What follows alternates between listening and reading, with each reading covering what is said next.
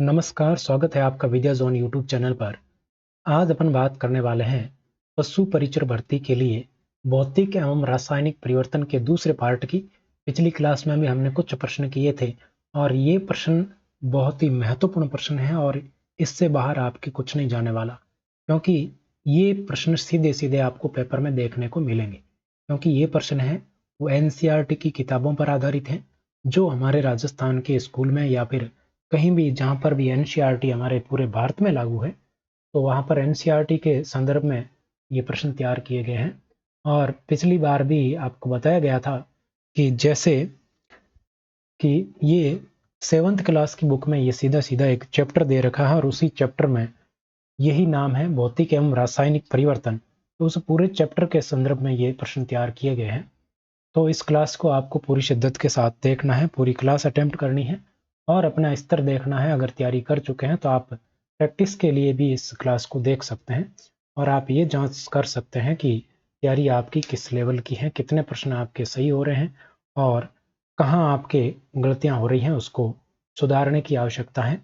तो बहुत ही कम समय बचा है और इस क्लास को आप बिल्कुल डबल स्पीड में भी देख सकते हैं। तो स्पीड बढ़ाकर इसको कंप्लीट प्रश्न आप अटेम्प्ट कर लीजिएगा। शुरू करते हैं बिना किसी देरी के। पहला प्रश्न आपकी स्क्रीन पर, जब एक परख नली में सिरका व खाने का सोडा डाला जाता है तो बुदबुदाहट की ध्वनि के साथ गैस के बुलबुले बाहर निकलते हैं। ये गैस कौन सी है? क्या डाला जाता है परख नली के अंदर? सिरका डाला जाता है, सिरके के साथ खाने का सोडा डाला जाता है। क्या डाला जाता है? खाने का सोडा। तो खाने का सोडा और ये सिरका डाला जाता है तो यहाँ पर कौन सी गैस बनती है? CO2 गैस बनती है, जिसका नाम है कार्बन डाइऑक्साइड। कौन सी गैस बनती है? Carbon dioxide. घरों में ये खाने का सोडा इसीलिए काम में लिया जाता है कि जिस सामग्री की जो खाद्य सामग्री बनाई जा रही है उसमें वो क्या है, थोड़ी पुलावट आ जाए, वो फूल कर एकदम वो क्रिस्पी बन जाए, इसलिए वो डाली जाती है। तो यहाँ पर आपका करेक्ट हो जाएगा C option, carbon dioxide gas यहाँ पर बनती है जिसके कारण बुलबुले निकलते हैं और बुदबुदाहट की ध्वनि उत्पन्न होती है। तो यहाँ पर ये एक प्रकार का रासायनिक परिवर्तन है, तो आपको ये ध्यान रखना है कि रासायनिक परिवर्तन में गैस भी निकल सकती है और ध्वनि भी उत्पन्न हो सकती है। ये भी रासायनिक परिवर्तन का गुण होता है, ध्यान रखिएगा। और इसकी पीडीएफ के माध्यम से अगर आप पढ़ना चाहते हैं तो टेलीग्राम से जुड़ जाइए, वहां पर आपको ये पीडीएफ मिल जाएगी। टेलीग्राम का लिंक डिस्क्रिप्शन में दे दिया है। अगला प्रश्न देखो, खाने के सोडे का रासायनिक नाम क्या है? खाने के सोडे का रासायनिक सूत्र मैं आपको बता देता हूं।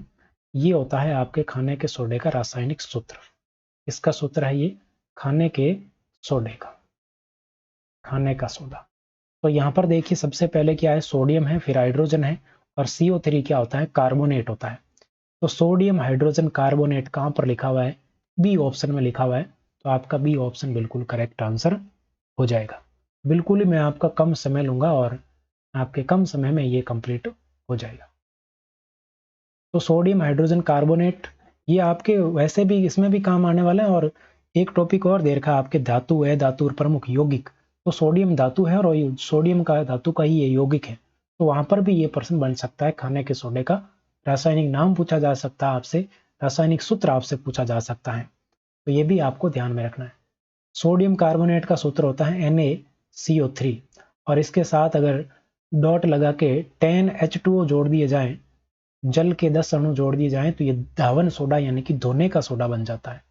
एसिटिक अम्ल की बात करें तो इसका रासायनिक सूत्र होता है CH3COOH, जिसको सिरका कहते हैं। सिरके के अंदर यही अम्ल पाया जाता है। मैग्नीशियम ऑक्साइड की बात करें तो ये होता है MgO। ठीक है, तो ये सारी बातें आपको ध्यान में रखनी।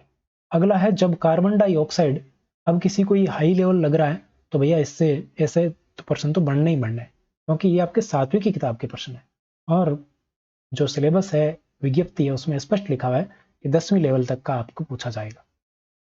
जब कार्बन डाइऑक्साइड गैस को चूने के पानी में प्रवाहित किया जाता है तो चूने के पानी का रंग हो जाता है।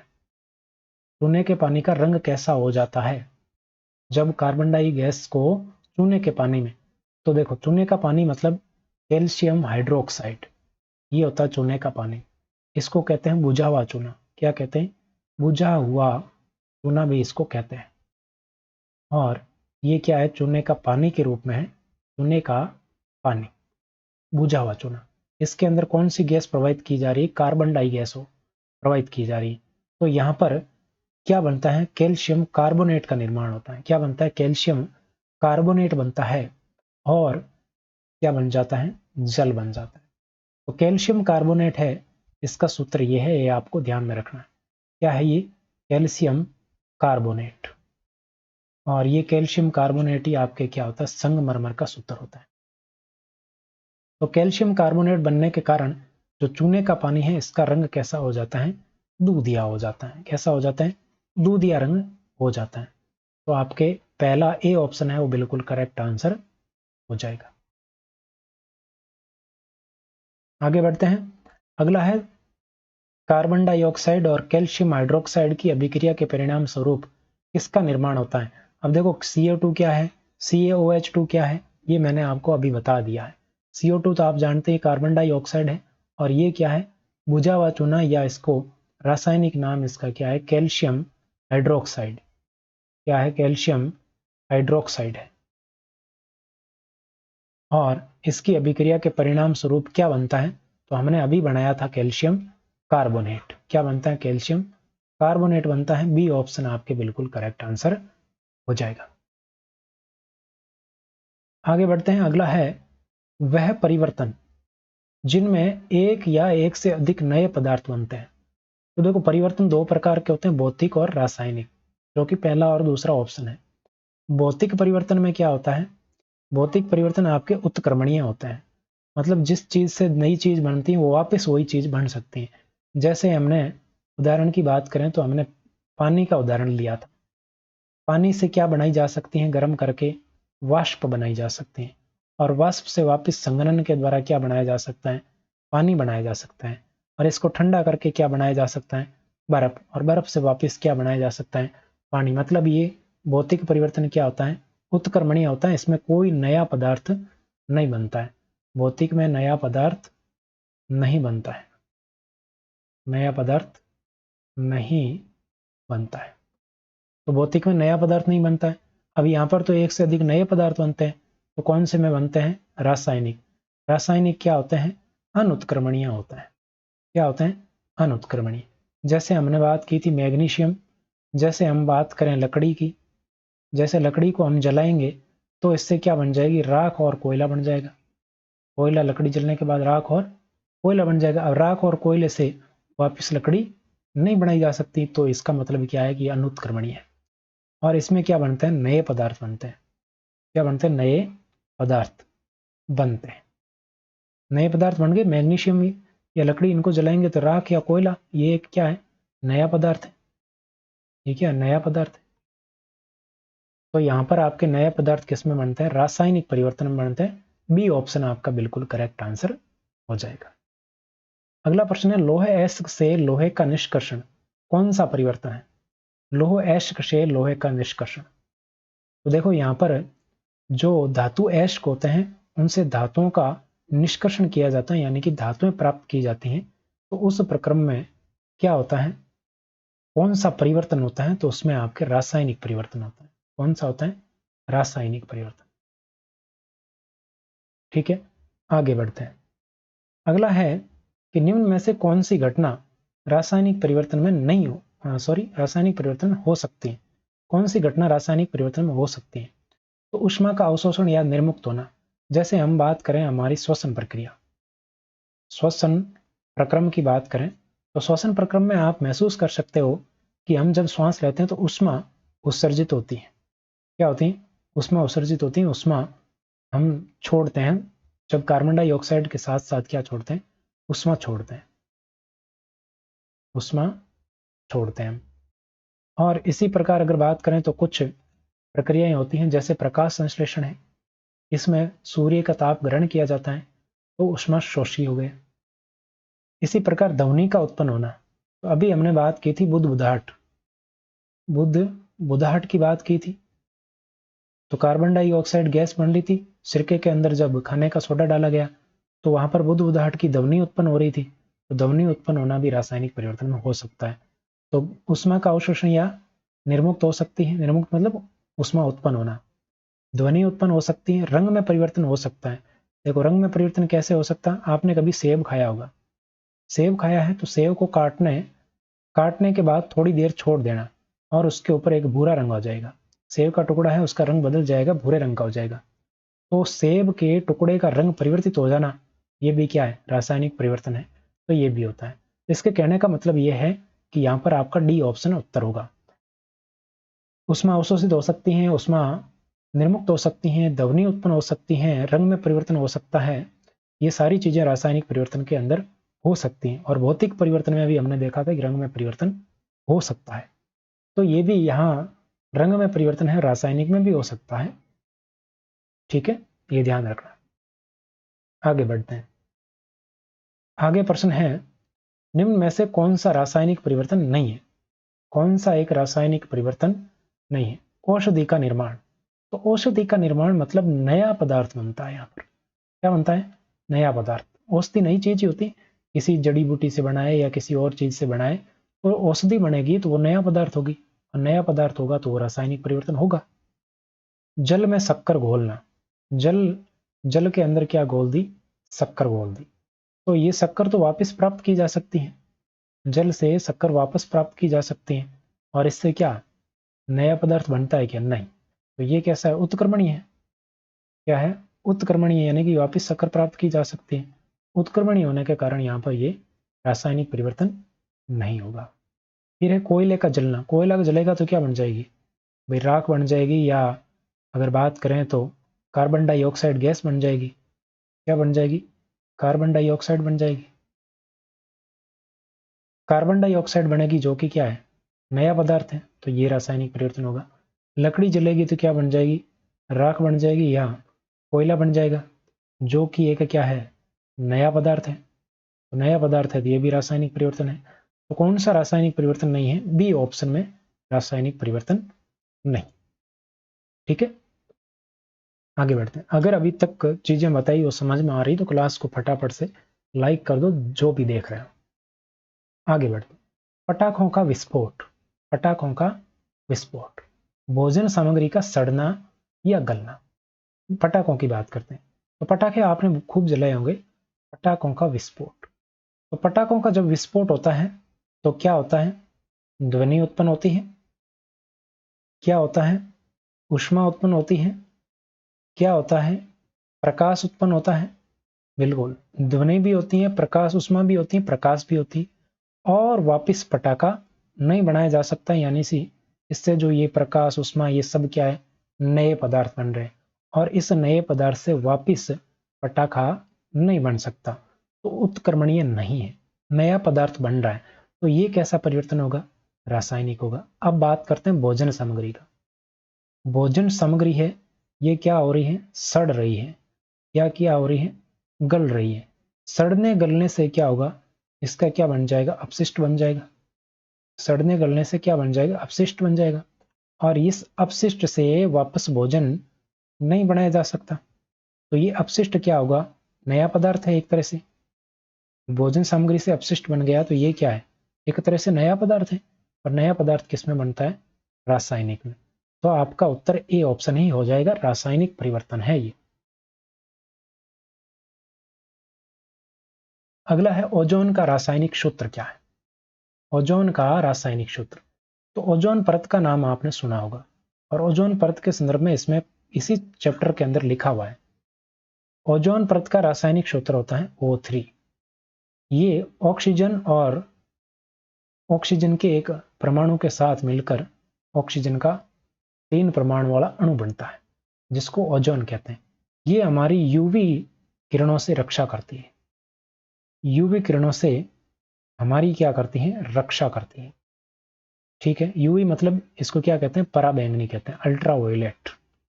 पराबैंगनी, पराबैंगनी विकिरणों से ये हमारी क्या करती है? रक्षा करती हैं। अगर ये पराबैंगनी विकिरणें हमारी शरीर तक पहुंच जाए, हमारी पृथ्वी तक पहुंच जाए, तो इससे सबसे ज्यादा क्या संभावना है? त्वचा का कैंसर होने की संभावना है। त्वचा का कैंसर होने की संभावना रहती है इन यूवी किरणों के कारण। तो ओजोन परत हमारी कौन सी किरणों से रक्षा करती है? यूवी किरणों से या पराबैंगनी किरणों से रक्षा करती है।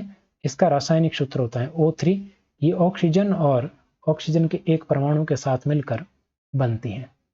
तो ये भी एक रासायनिक परिवर्तन होता है, ओजोन का निर्माण या ओजोन का संश्लेषण। आगे बढ़ते हैं। सेब, आलू, बैंगन के कटे हुए टुकड़ों को थोड़ी देर खुले में रखने पर इनका रंग बदल जाता है। क्यों बदल जाता है? अभी मैंने बताया थोड़ी देर पहले, क्योंकि सेब हो चाहे आलू हो चाहे बैंगन हो, इनके कटे हुए टुकड़े होंगे। जैसे ये सेब का कटा हुआ टुकड़ा है, ठीक है, ये ताजा है तब तो एकदम क्लियर, क्रिस्टल क्लियर एकदम है, लेकिन थोड़ी देर बाद में इसका रंग कैसा हो जाएगा? भूरे रंग का हो जाएगा। इसका रंग कैसा हो जाएगा? ऐसा भूरा रंग का हो जाएगा, बिल्कुल ही भूरा रंग हो जाएगा इसका। ऐसा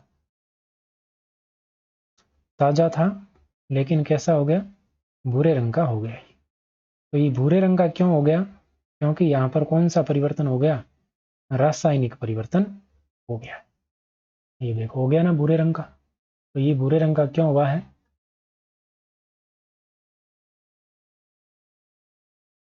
भूरा रंग क्यों? क्योंकि यहाँ पर क्या हो गया? रासायनिक परिवर्तन हो गया। रासायनिक परिवर्तन मतलब वायु के संपर्क में आने से इनका रंग बदल गया। तो रासायनिक परिवर्तन भूरे रंग का हो गया। इसको वापस धोने से ये साफ नहीं होने वाला है, तो ये एक रासायनिक परिवर्तन होता है। बी ऑप्शन आपका बिल्कुल करेक्ट होगा। आगे बढ़ते हैं। Stainless steel. स्टेनलेस स्टील जो हमारे घरों में बर्तन काम में लेते हैं, वो स्टेनलेस स्टील लोह बने होते हैं और निम्न में से किसे मिलाकर बनाया जाता है? स्टेनलेस का मतलब है कि जंग रहित लोहा, ऐसा लोहा जिस पे जंग नहीं लगती है। तो उसके अंदर क्या क्या मिलाया जाता है? उसके अंदर कार्बन मिलाया जाता है। लोहे के अंदर देखो, लोहा तो होता ही है, लोहा प्लस कार्बन मिला दिया जाता है। इसी के साथ इसमें क्रोमियम मिला दिया जाता है, और इसी के साथ इसमें निकल मिला दिया जाता है, और इसी के साथ इसमें मैग्नीज मिला दिया जाता है। इतनी सारी चीज़ें लोहे के अंदर मिलाई जाती हैं। कार्बन, क्रोमियम, निकल और मैग्नीज, इतनी सारी चीज़ें मिलाई जाती हैं। तो ये इतनी सारी चीज़ें मिलाकर क्या बनाता है? स्टेनलेस स्टील बनता है। तो उपयुक्त सभी मिलाते हैं, कार्बन, क्रोमियम, निकल, मैग्नीज, सारी चीज़ें मिलाई जाती और लोहे को लिखा जाता है Fe से। आगे बढ़ते हैं। ये तो याद ही रखना सीधा। लोहे को जंग लगने से रोका जा सकता है। लोहे की वस्तु को जंग लगने से कैसे रोक सकते हैं? सबसे पहला तरीका है कि इस पे पेंट लगा दो। क्या करना? पेंट करना। दूसरा तरीका है कि इसके ऊपर ग्रीज लगा दो, यानी कि कोई चिकनाई वाली चीज लगा दो। ग्रीज लगा दो, चिकनाई वाली चीज लगा दो। इसके ऊपर क्रोमियम की परत चढ़ा दो, क्रोमियम का लेप चढ़ा दो, या क्या चढ़ा दो? जस्ते का लेप चढ़ा दो। जस्ता यानी कि जिंक, जिंक का लेप चढ़ा दो। तो जिंक का लेप चढ़ाना क्या कहलाता है? यशद लेपन कहलाता है। क्या कहलाता है? यशद लेपन। क्या कहलाता है? यशद लेपन। और ये आपने देखा होगा कि जो हमारे घरों में पानी वाले पाइप आते हैं, उनके ऊपर ये परत चढ़ी हुई होती है, चमकदार, जिसी कारण उन पर जंग नहीं लगता है। पानी फिटिंग करवाते हैं वो वाले पाइप। तो पेंट करके, ग्रीज लगाकर, यशद लेपन द्वारा, ये तीनों ही प्रक्रिया हैं जिससे लोहे को जंग लगने से रोका जा सकता है। नेक्स्ट प्रश्न।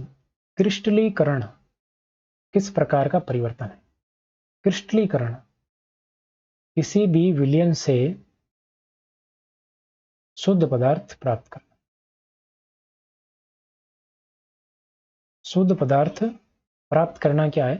क्रिस्टलीकरण कहलाता है, विलयन से। ठीक है, तो ये किस प्रकार का परिवर्तन है? भौतिक, रासायनिक, दोनों, इनमें से कोई नहीं? तो बताइए, देखें।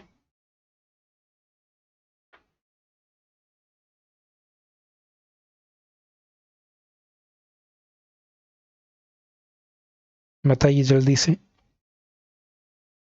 तो ये जो क्रिस्टलीकरण है, इसमें आपको ध्यान में रखना, विलयन से शुद्ध पदार्थ प्राप्त किए जा सकते हैं, लेकिन उन शुद्ध पदार्थों का वापस विलयन बनाया जा सकता है। विलयन के अंदर वो चीज घुली हुई होती है, और घुली हुई चीज को शुद्ध पदार्थ के रूप में प्राप्त किया जाता है तो वो क्रिस्टलीकरण होता है।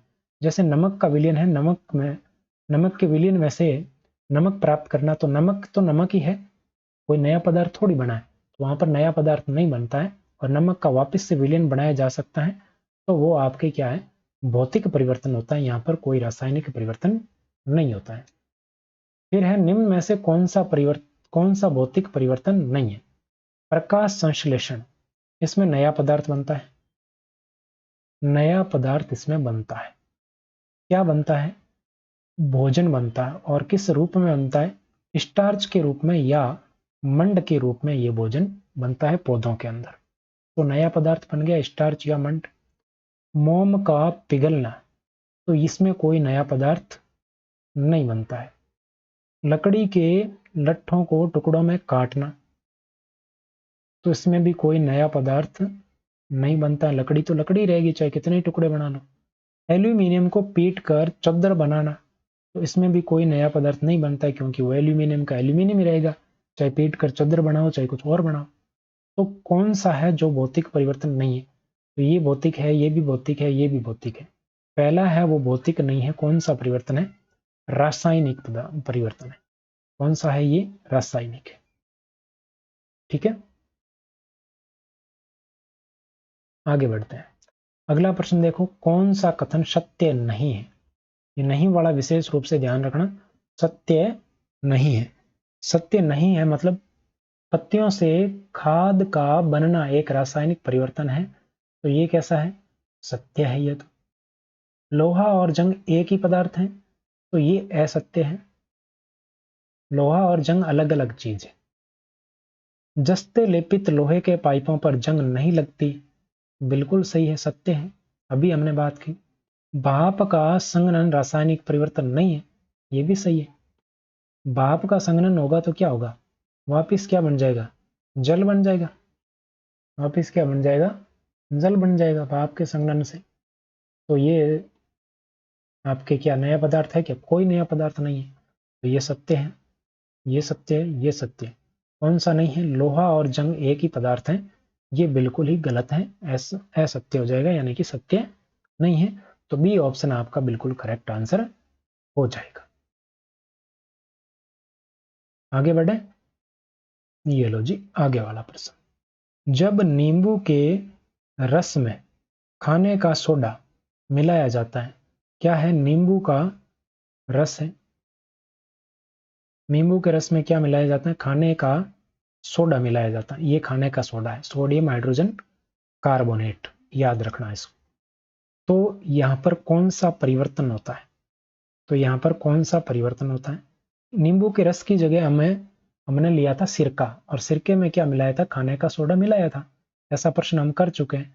तो इसमें क्या होता है? एक नया पदार्थ बनता है। कौन सा बनता है? कार्बन डाइऑक्साइड गैस बनती है, कार्बन डाइऑक्साइड गैस बनती है। और कार्बन डाइऑक्साइड गैस के साथ ही क्या बनता है? ये ध्वनि के साथ, बुदबुदाहट की ध्वनि के साथ बुलबुले निकलते हैं इसके, CO2 के। तो यहाँ पर ये नया पदार्थ बन रहा है। तो नया पदार्थ जिसमें बनता है वो कौन सा परिवर्तन होता है? रासायनिक परिवर्तन होता है। कौन सा होता है? रासायनिक परिवर्तन। आगे देखो, जब कोई मोमबत्ती जलती है तो, जब कोई मोमबत्ती जलती है तो क्या होता है बताओ? केवल भौतिक परिवर्तन होता है, केवल रासायनिक परिवर्तन होता है, भौतिक व रासायनिक परिवर्तन दोनों होते हैं, कोई भी परिवर्तन नहीं होता है? बताओ देखें।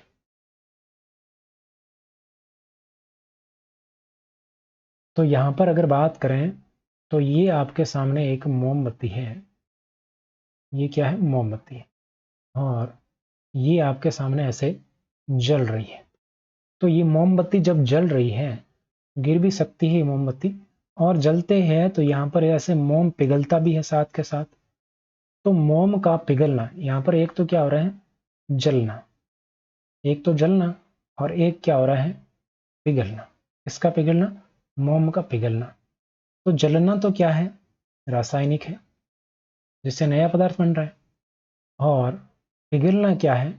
भौतिक है, क्योंकि पिघल कर बनेगा तो मोम ही, मोम ही पिघल रहा है, वापस मोम बन जाएगा, तो नया पदार्थ कोई नहीं बन रहा है इसमें। तो भौतिक परिवर्तन भी होता है यहाँ पर और रासायनिक भी होता है, दोनों होते हैं। सी ऑप्शन आपका बिल्कुल करेक्ट होगा।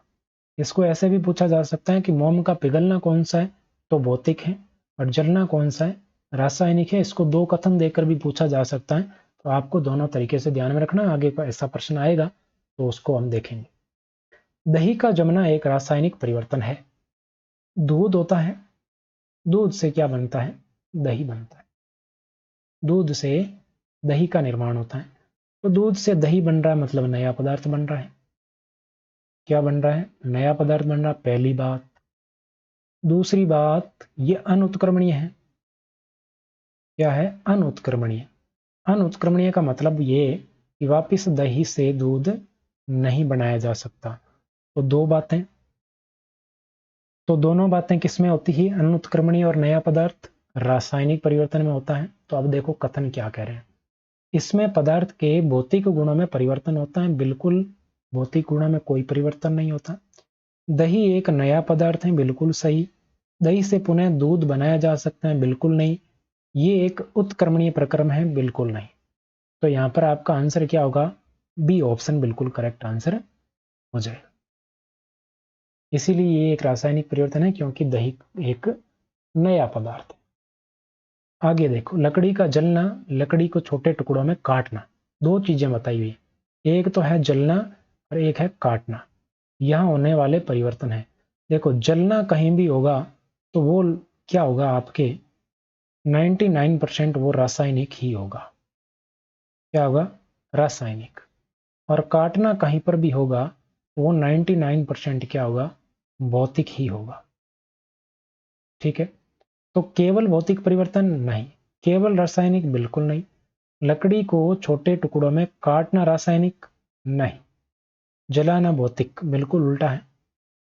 लकड़ी को जलाना रासायनिक है, बिल्कुल सही बात है। इसे छोटे टुकड़ों में काटना भौतिक परिवर्तन है, ये बात सही है। तो आपका डी ऑप्शन बिल्कुल करेक्ट आंसर हो जाएगा। कौन सा, डी ऑप्शन। ठीक है, आगे बढ़े। आगे वाला प्रश्न देखो, दो कथन दे रखे हैं यहाँ पर, निम्न का सही उत्तर दीजिए। रेगिस्तानी क्षेत्रों में लोहे की वस्तुओं पर जंग कम लगती है, ठीक है। रेगिस्तानी क्षेत्रों में वायु में आर्द्रता या नमी की कमी होती है, बिल्कुल सही। तो केवल कथन ए सही है, ऐसा नहीं है। केवल कथन ब सही है, ऐसा भी नहीं है। कथन ए क्रिया है तथा बी इसका कारण है, दोनों कथन असत्य है। असत्य भी नहीं है, दोनों कथन सही है।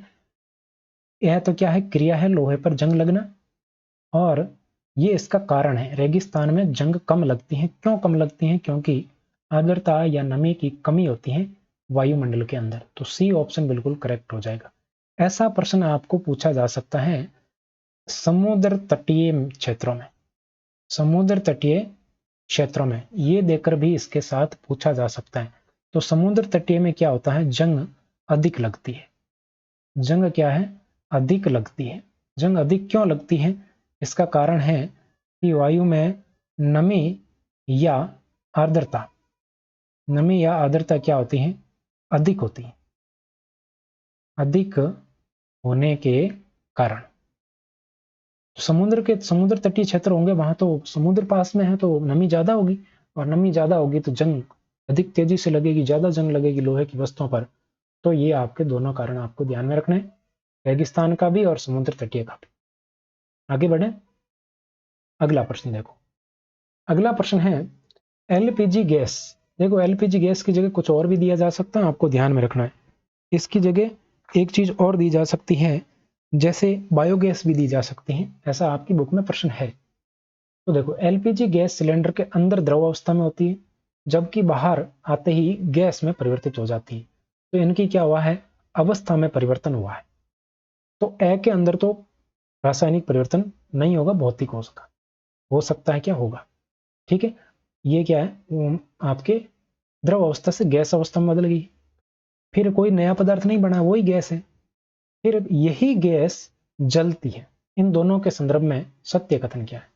देखो एलपीजी अंदर तो किस अवस्था में थी, द्रव अवस्था में, द्रव से ये क्या बन गई, बाहर निकलते ही गैस बन गई। तो यहां पर तो कोई नया पदार्थ नहीं बना है, तो ये कौन सा हो जाएगा, भौतिक हो जाएगा। ठीक है, अब ये गैस है, ये क्या होते हैं, जलती है। इसका जलना, तो जलने पर तो क्या है, ये बदल जाएगी, नई चीज बन जाएगी। तो जलना है गैस का, वो क्या है, रासायनिक होगा। क्या होगा, रासायनिक होगा। तो देखो प्रक्रम ए, प्रक्रम ए में क्या रासायनिक परिवर्तन है, नहीं। प्रक्रम ब रासायनिक परिवर्तन है, बिल्कुल। और ए और ब दोनों परिवर्तन रासायनिक है, नहीं। दोनों प्रक्रम रासायनिक परिवर्तन नहीं है, ऐसा भी नहीं है। तो आपका बी ऑप्शन बिल्कुल करेक्ट आंसर यहां पर हो जाएगा। तो साथियों, कैसी लगी क्लास कमेंट करके जरूर बताइएगा। और टेलीग्राम पर नहीं जुड़े हैं तो जुड़ जाइए, वहां पर इसकी पीडीएफ आपको मिलेगी। और टेलीग्राम का लिंक है डिस्क्रिप्शन में मिल जाएगा। क्लास को लाइक कर दीजिए, चैनल को सब्सक्राइब कर दीजिए। और बहुत ही, अगर आपको ऐसी क्लासेस चाहिए तो बहुत जल्द आप कमेंट करके बताइएगा, फटाफट से एक एक टॉपिक को लेकर क्लियर कर देंगे। 4-5 दिन में आपके विज्ञान वाला चैप्टर है वो पूरा क्लोज कर देंगे।